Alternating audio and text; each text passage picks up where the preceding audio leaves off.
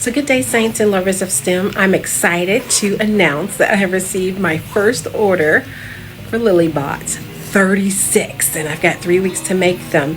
So I need to make some mini video vignettes to explain all the new design updates so that if you're trying to assemble or troubleshoot or debug the robot once it arrives, you know how to do that.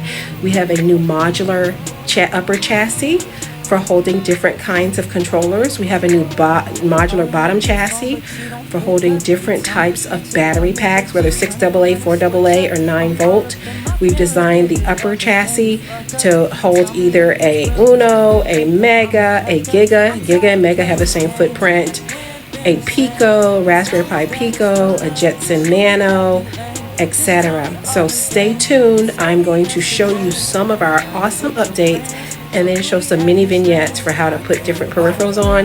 Now that our other videos are kind of obsolete, but we're going to keep those up for people who've been printing from the old files. Stay STEMtastic. So here's our example of our new modular top based upon user feedback who said they wanted to use different controllers.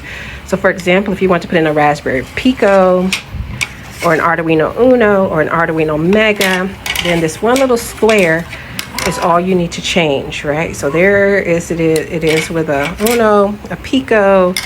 You can swap it out to a Mega or whatever size you would need. And then on the bottom, what you will find is that we now have made a new battery cap that's much more stable, no sliding around. It's now capped in instead of using the dual lock or using the Velcro like we used before. But we also now have the flexibility so that if you need double power supplies, like when you need the bigger robot and we were using a PlayStation controller, you could have a 9 volt battery pack and a 4AA battery pack or a 6AA, etc.